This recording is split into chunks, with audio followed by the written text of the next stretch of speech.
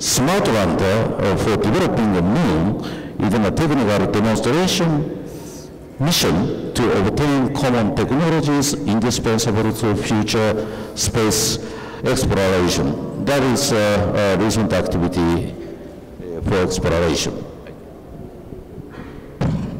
Well, good afternoon, everyone. From a Canadian perspective, it's quite exciting to be in the space community at this point. Our government is concentrating on innovation, concentrating on science, and how those can be used in supporting our efforts with climate change, development of the North, to name a few. So you can imagine that space will be looking at playing a very big role in those new endeavors. Good afternoon, everybody. We were discussing in the heads of agencies plenary regarding ISRO's contribution in the cooperation as well as the missions that are going to happen in the future. But I stressed again on the continued success of PSLV. We had the 36th flight of the PSLV, consecutive success.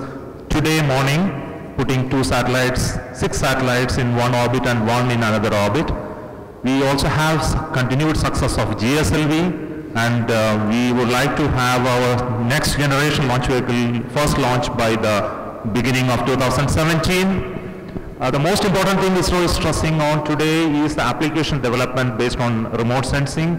Our government is so much keen on using this technology for more and more applications in all the departments.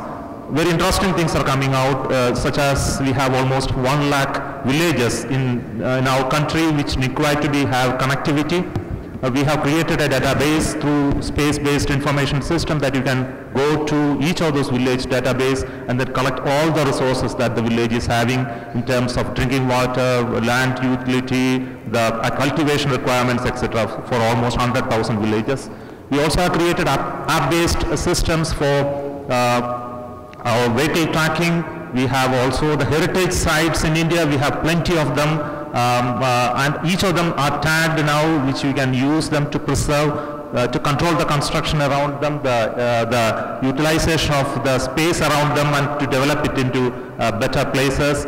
We have almost 1,500 islands in the coast of India, which belongs to India. We have which is most of them not inhabited. We have created a 3-dimensional database system in which you can go and find out what is actually happening in each of the island, how it is changing with time. So very innovative applications have come up in the area of remote sensing, so that's more exciting in addition to all those we talk about exploration. Thank you.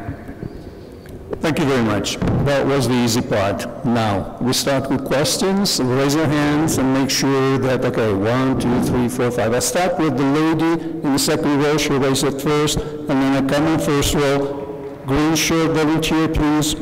Introduce yourself. It's a press conference. Let me repeat one thing. I trust that the ones who ask questions first belong to the press. I can't see the color of your badges, but I trust you. If we have time, we'll give opportunities for questions to non-members of the press. Go ahead. Thank you. Thank you. I'm Kat Robinson from Talking Space, and my question is specifically for Administrator Bolden, but I would invite comment from the other heads of agencies here. In what ways will NASA's journey to Mars specifically benefit the American people? Perhaps maybe comment on technology or economy. Thank you. The journey to Mars is a continuation of a journey that NASA has actually been on for in excess of 40 years, and the technologies that are developed almost all have use that comes back to Earth. The work that's going on the International Space Station today, things like water purification systems, closed-loop life support systems, a lot of the medical advances that we've done in trying to maintain the crew's health and comfort, miniaturized ultrasound machines. So these are all the kinds of things that we think will benefit not just the American public, but the public in general. We're really trying to do things to make life better for people here on Earth. Okay, second question right here. We go in the first row, and then I come back to the third row, and then I come in the other section. Okay, please, first row here. Introduce yourself. Hi. Yeah. Hello.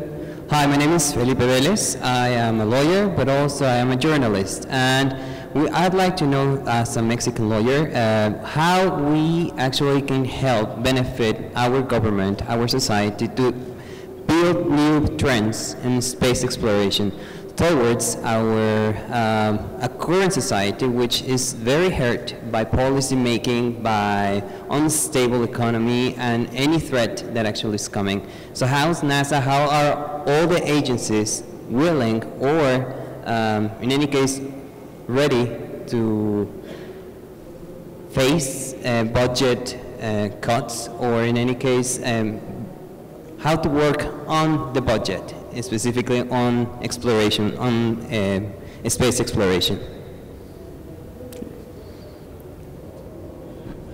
Jan Werner starts. You want to start? Charlie? Okay, I will. I'm not sure whether I understood your question really correctly, because the acoustics is rather difficult, but if I understood correctly, you're asking how do we really go with exploration vis-a-vis politics, etc. Is that what you're asking for? Okay, so what we did a citizens debate with about 2,000 European citizens, 22 member states of ESA. At the same time, we were asking them several questions. We discussed with them a whole day, and at the end we asked them, what about your opinion about exploration? And I can tell you, so far I did not get all the results, but it's really interesting that the people, I mean the normal people, not the ones, the space people as we are, but the normal people are very much interested in exploration. And I think as politicians have to follow the normal people, for me this is also a clear address to the politicians. People like to have exploration because of curiosity, because of inspiration, fascination, but of course also because of the results they get back from exploration back on Earth. I mean, the climate change was not discovered on Earth, it was discovered by exploration going to the Venus. From the Rosetta mission, we have some technology to detect early forest fires. So we have a lot of technologies which we develop, as Charlie was saying, what we are developing for exploration, which we can then use also on Earth. And I have the feeling from our discussions with these citizens debate that people are very much aware of that. So it's not a problem. Maybe we have to transform it also to some messages to the political side, but it's clear, people like exploration. Okay, I had questions. I think, Irene, I see your hands raised. Yes, and then Frank, and then we continue in the first row, and then I take over. Yeah, I saw you. Okay. Hi, Jeff Faust of Space News. Question for Mr. Komarov. Can you provide an update on the status of the upcoming Soyuz launch that has been delayed, and also comment on reports that Russia plans to decrease its crew complement on the space station from 3 cosmonauts to 2? Thank you.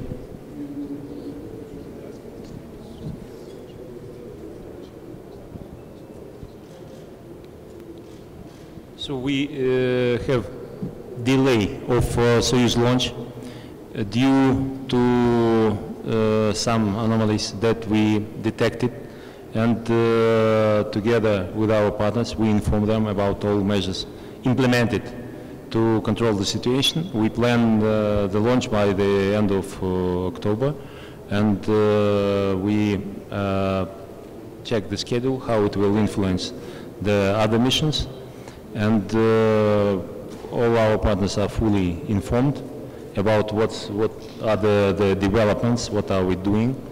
So we hope that everything going to be fine, and we have a state, so-called, we have an organization like State Commission on the launches. They're going to make the final decision after all these checks and investigations by the 9th of October.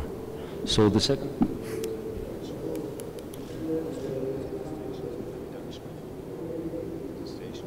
Yes, for some reasons we had delays of some new modules that we're going to launch to ISS, and we decided that, and we checked and understood that we can complete all our programs with the 2 cosmonauts, and thus we decided to optimize our crew for the next year.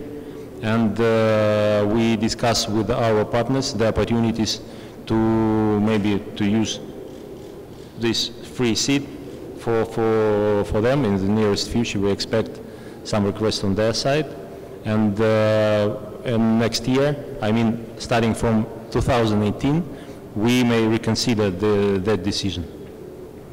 Have I answered your question? Okay, we have a lady first row, Irene, then Frank, and then I go beyond. Thanks. Irene Klotz with Reuters.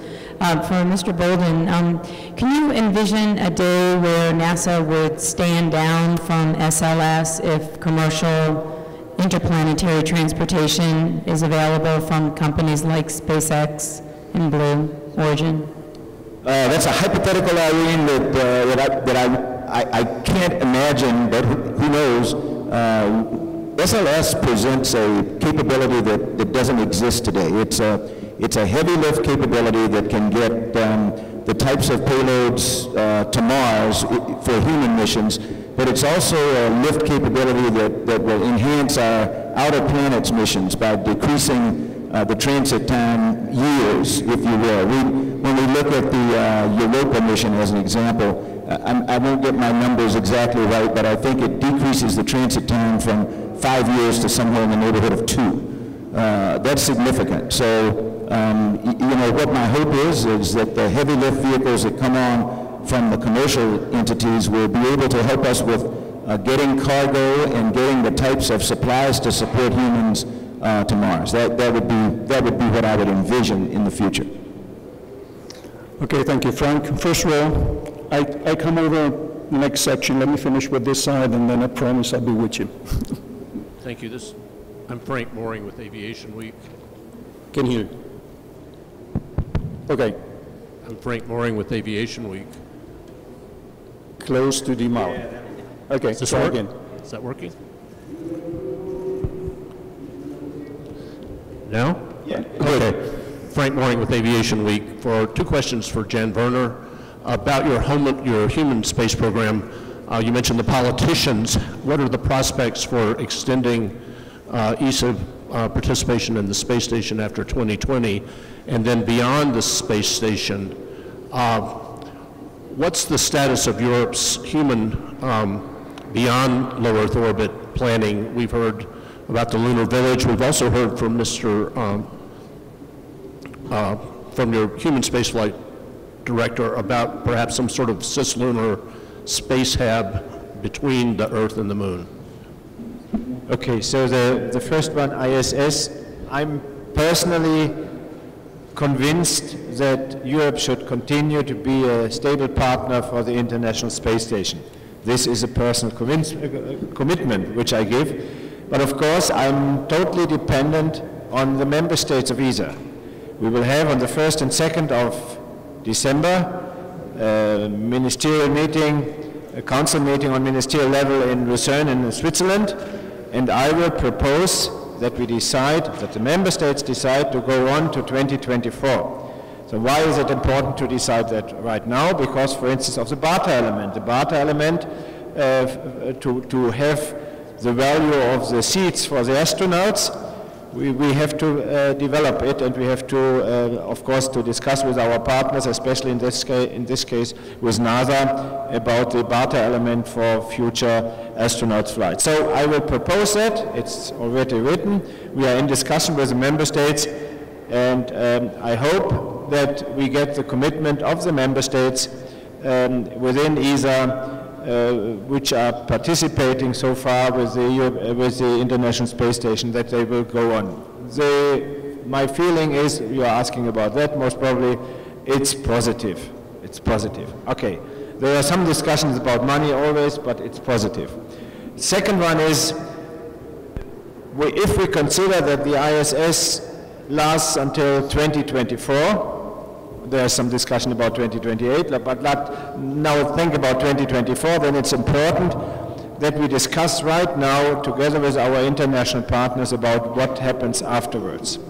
And of course there are several levels of discussions. There is of course journey to Mars, and I will come back to that in a minute, but also the question what to do in low Earth orbit after 2024 or after a time of ISS. And I'm quite sure that we need that opportunity because of medical research and all of this, which is very valuable in low Earth orbit. So we have to see what we can do together on an international scheme for that. Now concerning the journey to Mars, whenever you see the presentation of NASA, of my colleague Charlie, it's very clear that the journey to Mars is not that tomorrow there will be a lift-off of a launcher bringing astronauts directly to Mars. That's my understanding of journey to Mars is a different one. Developing of technologies, different activities, and then there is within this journey to Mars the idea, the goal to send humans to Mars. Yes. And the moon is just on the way. So therefore, cislunar is what NASA is calling it, and the concept of Moon Village fits to this idea perfectly, because Moon Village, and I have to repeat it always again and again and again, is not an either project to send now some single houses, a church and whatever to Moon. The Moon Village is the idea like a village on Earth. How do you create a village on Earth? There is some different people are joining and saying, okay, this is a nice place, let's do something together. And exactly this idea is a Moon Village. It must not be astronauts, it could be robotics, robots, but also astronauts. So therefore the idea is to join forces, because worldwide I collected all the entities interested in going to Moon, and if I say entities, this is public entities, private entities as well. And I'm now trying that we have a connection between all of these different entities to say, okay, let's look to what can we do on Moon together, what can be the contribution of the different partners. And then, for instance, it can be also used as a stepping stone for technology development to go to Mars. Because, for instance, if you go to Mars, I'm quite sure we will not go to Mars as we went, or as the Americans went to Moon. Going there and waiting some hours, doing some work, or some days, and then go back. But to go to Mars means also to use the resources over there, and this can be also tested on Moon. So it's a technology development which is something like a stepping stone. It is, there are companies asking me for doing mining on Moon. There are companies asking for doing tourism. So there is a big variety. Again, I come back to the wording of village. This is exactly what a village is, and therefore it's a concept, not a single project. It's a concept for international collaboration between public and private entities, and each and every mission which goes in the future to the Moon can be part of this Moon Village idea. So therefore, I think this is a good vision also, which is closer than just the landing on Mars. And it's, as Charlie is always saying, these steps in between should be also visionary and fruitful. Okay, we have one more question here, line one. And then, did you ask for a question as well with the camera? Yeah, then we finish and we go back in this section. I see you. Yep, next. Be patient.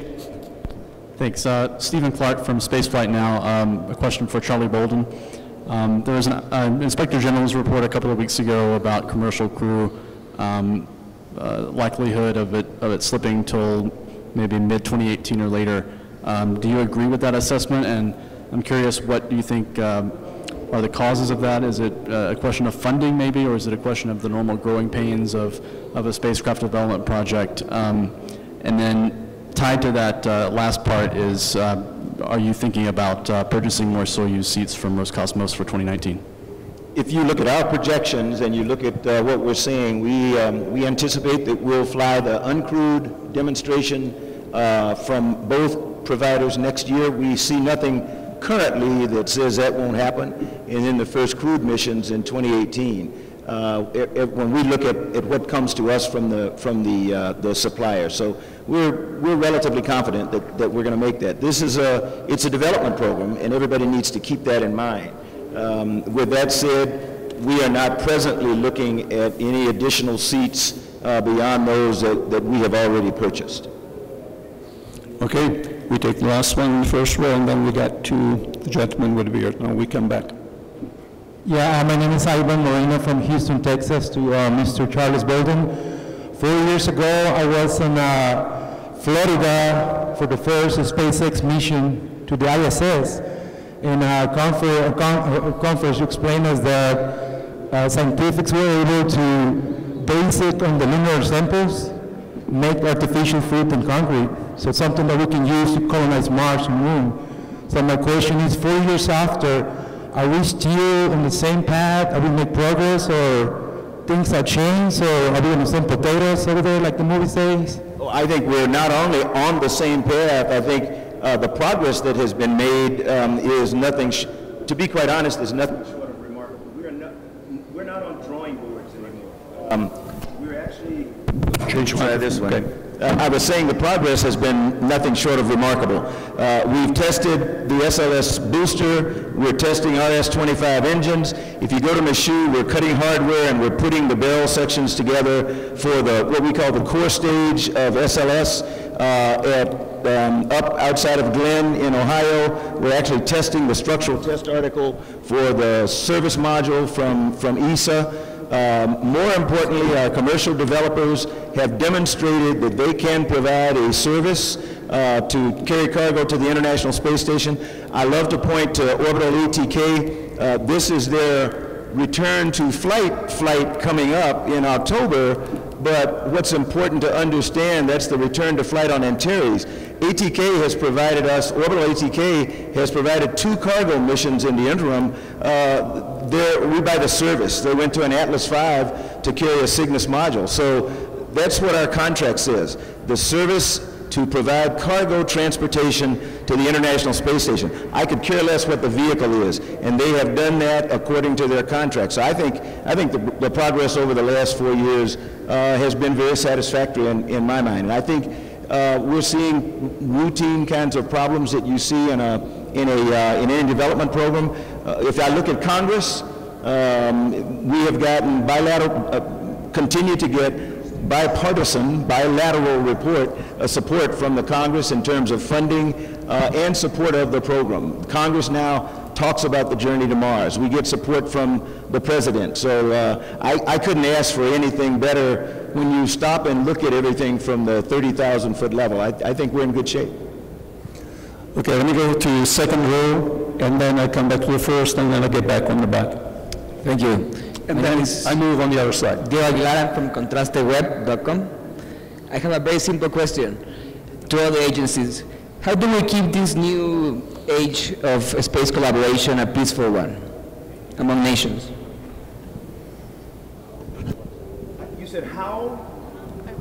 Can you repeat your question? How? You said how we do it. This is very easy. We are meeting, we are doing things together. I can tell you a story when we had the Crimea conflict in 2014. Everything was stopped officially. But I had the pleasure to go to Baikonur, and we had a Russian cosmonaut, an American astronaut, and a European astronaut with a German accent, I mean a German, together in a Soyuz and flying to ISS. So the good advantage is with space we are really above all the earthly borders, and we are working together very intensively. The people over here, we have our phone numbers, so if necessary we are calling each other if there is any problem or whatever. So it's really, how should I tell that? It's just a connection between people, and this is how we do it. And then we have programs together. We have the program with bilateral programs like ExoMars with Russia, or the service module with NASA. With JAXA we have some Earth observation program, and so on and so on. And Canada is anyhow an additional member state of ESA. So we have this, and with India as well. So it's working. Just, you cannot, I mean, there is no how. There is no how. There is just, we are doing it. Okay, thank you. Back to first row here. Go ahead. You have the mic. Oh, sorry, Igor. I wanted to say just a few words that it hasn't started with us. We had a long and lasting story of relations, history. And if you remember, Soyuz Apollo mission was in times of Cold War. And last year we celebrated 50th anniversary of that. I met Tom Stafford and Alexei Leonov. I looked at how they treat each other, what history of relations they have. It was a long-lasting tradition that in space people work. I see here Charlie and Sergei Krikalev. They work together in space. So any generation, it's a long-lasting tradition to work in space very effectively, not paying attention what's going on there on Earth. As they say, that you don't see the borders when you are on ISS. So it's for me, it's I work in as a head of agency 2 years. For me, it was very easy to support that tradition, that spirit, and understanding that people work together in space. Thank you. Okay, let me finish. Yeah, has the mic already. I've seen you. I'll be back. Hi. Go ahead. Yeah, I'm Yuri Kanematsu, a reporter of Nikkei, Japanese financial media. This is a question to Administrator Bolden. This may be a partly repeated question, but since private companies such as Blue Origin or SpaceX, they are expanding their boundary of the business, and there are more and more possibilities to overlap the functional area of the business or services. And in general, do you have any principle to deal with this overlap as a private organization? I didn't get your question. What was the final question? Just private organization may bother the expansion of the private sector business. So how do you deal with this kind of thing? I think in space, just there was a segmentation. Let me see if I think I understand what you're saying. How do we deal with the difference between government, the way we function, and the way private industry functions? Is that essentially what you're saying? Yeah. Okay. We find that there's actually, it's pretty easy, as Igor said, because it's the same way, for all intents and purposes, that we deal with our international partners. When I fly on a Soyuz, I trust that Roscosmos is going to deliver a vehicle that we have all agreed on its safety. When there's a problem, we get together, our engineers, we don't fly until everybody agrees, and we work the same way with the commercial entities. The other thing that I think is important to remember is, to my knowledge, NASA has never built a major launch vehicle. I could be wrong, but it has always been American industry. The only difference is that we now have entrepreneurs. We have new space companies coming in, and they have growing pains. So, you know, I appreciate the need for bad news now and then on the part of the media, but you have to look back at, you know, what happened before Alan Shepard flew his first flight. You know, the number of vehicles that we lost within months of Alan Shepard taking the first flight into space. We wouldn't do that today. We've come a long way, and the private entities, I think, have learned from working with us as government partners. We hope they have, because we're learning an awful lot from them about cost, control, about other things. And I think we're teaching them some things about configuration management, about ensuring that your parts are good, because we've learned those lessons the hard way. Yes. There was a hand raised, yes, at the back, but the gentleman there, see him with glasses, I think, and then I move on the right side. Okay, I saw you. Hi, my name is Gerardo de Jesus Lancaster, and I have a question for Mr. Mendieta. I would like to know... He's not here. He's not here yet. He hasn't arrived, huh? Get it to him. Okay. Can you hear me now? No. He is not here. Oh, okay, I'm sorry. So for Mr. Bolden, how would... He's here, we can make him available. Yes. How are you, sir? So my question would be, do you think there is a possibility in the future for U.S. firms to find a way to, in a way, help other countries, such as Mexico and their firms, develop technologies as advanced as their own? in a way that doesn't affect export controls and such? Is there any program that you think in the future that could be implemented? I would not be so, I would not make a statement that we know anything that any other country doesn't know. I don't think they need any help from us. Every single partner that we have has an incredible program of their own.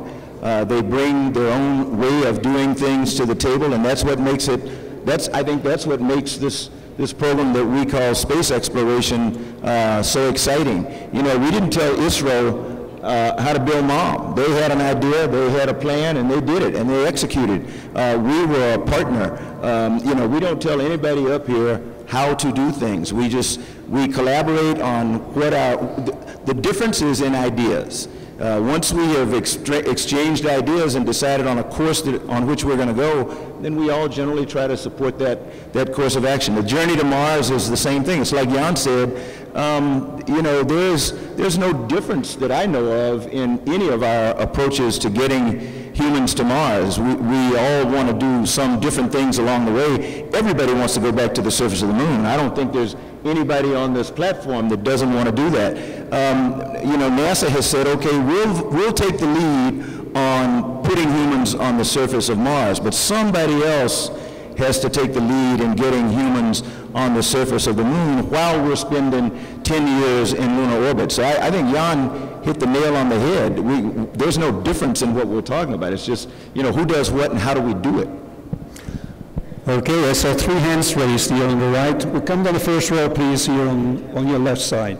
Okay. Start with the first row here. Raise your hand again. Okay, introduce yourself, please. Hi, I'm with Vice's Motherboard, and my question is for Mr. Bolden.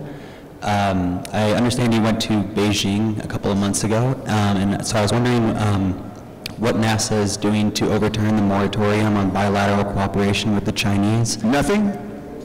And if you could talk about maybe why this moratorium is being upheld despite a general consensus among space scientists that it would be good for the spacefaring community for the U.S. And I don't want to trivialize it, but what I would recommend is that everybody go back and look at the language. There is not a prohibition against NASA collaborating and talking to the Chinese Space Agency. There are limitations on how we do it. So we have active partnerships today in earth science, in lunar science. If you look at earth science, we are partnered with China in the program that I call SEVERE in Kathmandu. They are a partner country. We helped with Shanga 1 and 2, I guess. So some of the imagery that you saw was by use of orbiting spacecraft, the Lunar Reconnaissance Orbiter and others. And hopefully sometime very, very soon, you will see that we have entered into an agreement with the equivalent of NASA in aeronautics in China on air traffic management, something that is critically important to anybody who's in the flying public around the world, trying to speed air travel and make it safer, quieter, and more efficient. So there is no prohibition. That's why I said we're not making any effort to overturn anything. We would like to be able to work even more closely, but that will come with time. Okay, there was this gentleman here in row 2, and then we go to row 3. Always in this section. Introduce yourself, please. Yes, I'm Bill Jones from Executive Intelligence Review, and my question is to Mr. Komarov. With regard to the Vostochny launch site, what is the timetable? When will that be fully developed? I know there were some initial problems with it.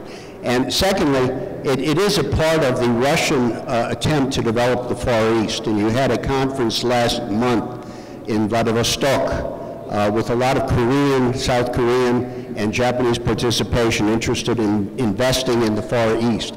And I was wondering if this will have an effect on Vostochny, which is seen as an integral part of this Far Eastern development program. If you want to put the timetable, how it's going, when it will be fully operational, etc. Thank you for this question. Vostochny really is a part of strategy to develop the Far East of Russia. And it's very important. There were several options to find the location for the cosmodrome, but one of the reasons was to develop Far East of Russia. It's part of the state program. And I think that is, I hope that it's going to be a very important part of it. And the event we had in Vladivostok was also part of this program and our plans to develop plants, facilities, production facilities, research centers around Vostochny and then in the Far East. We are making these plans and with the state finance, with the interest of entrepreneurs to develop this area, I hope that we're going to be successful there. What about the plans, how to develop Vostochny, what are the stages, what is the time frame? So you know that we've made the first launch, and then now we discuss with the government, and by the end of this year, beginning of next year, we have to approve a new second stage of the program of development of Vostochny with the Angara facilities, our new launcher that has to substitute Proton in this class of the Proton. So it will last. We target first launch of our new, by the way, spacecraft that we're going to use for piloted mission of new generation with the Angara end of 2021, and the piloted mission end of 2023. Manned mission, first manned mission to ISS. And then we are not limited with these plans. So on the next stage, we're going to make, but not within these 2 years, 10 years, for new generation of our launches. And we're going to develop, we have a huge plan to develop Vostochny. Thank you. Okay, 1 minute to go. Very last question. Row 2, this gentleman here raising your hands. Very short question, possibly a short answer. Thank you very much. My name is Eric Rice. I'm from Enlighter Aerospace Publication and the Space Innovation Advisory Council. This question is for Major Bolden, Mr. Komarov, and Mr. Werner. In the context of international cooperation, will there be opportunities, and if there are, of what sort there will be for young professionals from nations with an emerging space program to participate with your more veteran space agencies to obtain professional experience in order to build up their own national programs? So concerning ESA, we have special programs for young professionals, so trainee programs and others. The only restriction I have to say is you have to come from one of our member states. That is something I have to mention in that respect. But for others, if there's people coming from member states or from states outside ESA, we have also some offers. But the normal way is we have special programs internally in ESA for people coming from our member states to have a trainee time at ESA or some other activities. So there are many possibilities. The only thing, I talked about our international intern program before. It took us years to get it in place because of the different restrictions and things that were there. I think it's a tremendous program to enable the space generation to come to the U.S. and see the way that we operate for a short period of time. It's a very limited program, so I don't see hundreds of young people coming, but it is a beginning. So that's just one example of what I think we're doing. Maybe I did not get one part. If you're looking whether we have some special agreement, we do not have that. But if you are going, for instance, to NASA or to ESA, then of course ISS can be a part of that work. I think that it's a good question. We have a lot of programs how to make incentives for the young professional, how to develop, and how to get them involved in our joint programs. But we don't have a special program designed or dedicated for young professionals. Maybe it is a good idea. Maybe we need to discuss. Thank you. Okay, that was it. I wish to thank you all very, very much. Thank you all in the audience, and I invite you to come back very early in the morning on Friday at 5:15 in the same room here to follow the end of the Rosetta event. Thank you again, and a big applause to our panel.